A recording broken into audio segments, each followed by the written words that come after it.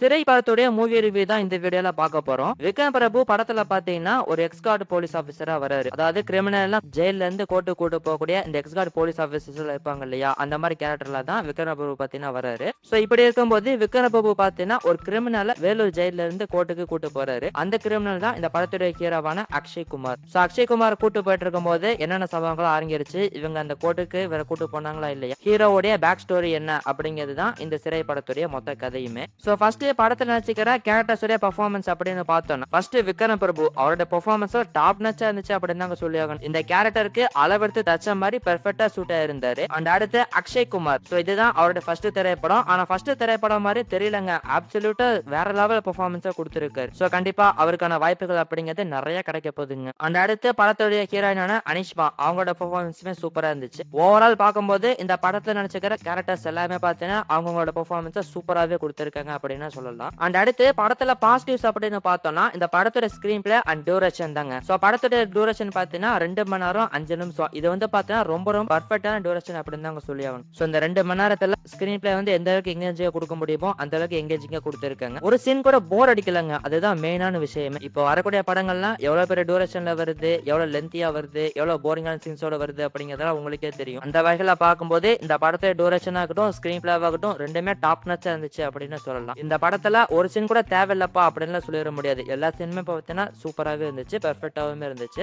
So screen play பார்த்தீங்கன்னா படத்துக்கு மிகப்பெரிய பிளஸ்ஸா வந்து அமைஞ்சிருக்கு. அண்ட் அடுத்த பாசிட்டிவ் வந்து பார்த்தீங்கன்னா இந்த படத்துடைய ஸ்டோரி. தானாகாரன் படத்துடைய டைரக்டரான தமிழ் தான் இந்த படத்துக்கு ஸ்டோரி எழுதியிருக்காரு. ரொம்பவே சூப்பரான ஸ்டோரி அப்படின்னு தான் சொல்லி ஆகணும். அதாவது இந்த போலீஸ் ஆபீசர்ஸ்லாம் இந்த கிரிமினல்ஸ் எப்படி பாக்குறாங்க, இந்த முஸ்லீம் சமுதாயத்துல எப்படி நம்ம பாக்குறோம் அப்படிங்கறதெல்லாம் சூப்பராகவே பார்த்தீங்கன்னா காமிச்சிருக்காங்க. அண்ட் அதே மாதிரி போலீஸ்ல இருக்கக்கூடிய ஒரு சில டீடைல்ஸுமே பார்த்தீங்கன்னா வச்சிருக்காங்க. அதாவது இந்த மாதிரி எஸ்கார்டுக்கு போற போலீஸ் எல்லாத்துக்குமே ஒரு பாஸ்போர்ட் இருக்குமாமா, அந்த டீடைலிங்லாம் சூப்பராகவே இருந்துச்சு. சோ ஓவரால் பார்க்கும்போது இந்த படத்துடைய கதைக்கெல்லாமே பார்த்தீங்கன்னா சூப்பரா இருந்துச்சு அப்படின்னு சொல்லலாங்க.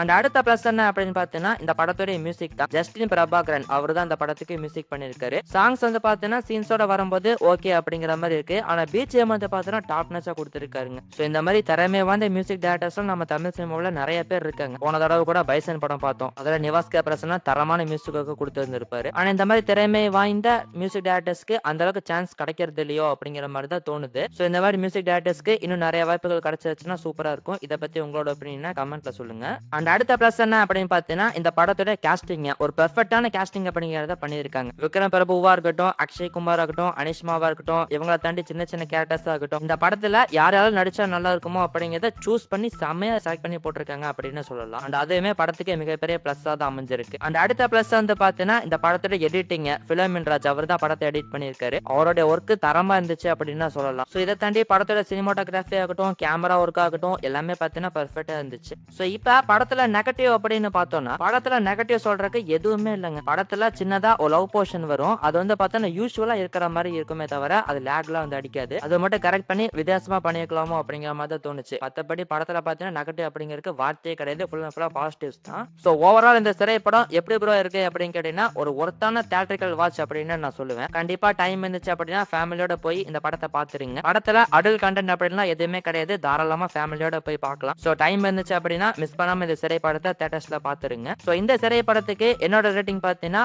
4 out of 5. நீங்க இந்த திரைப்படம் பாத்துட்டீங்களா? அப்படி பாத்துட்டீங்கன்னா உங்களோட ரேட்டிங் என்ன, உங்களோட ஒப்பீனியன் என்ன அப்படிங்கறத இந்த வீடியோவுடைய கமெண்ட் செக்ஷன்ல சொல்லுங்க. அடுத்து இன்னொரு வீடியோல நம்ம பார்க்கலாம்.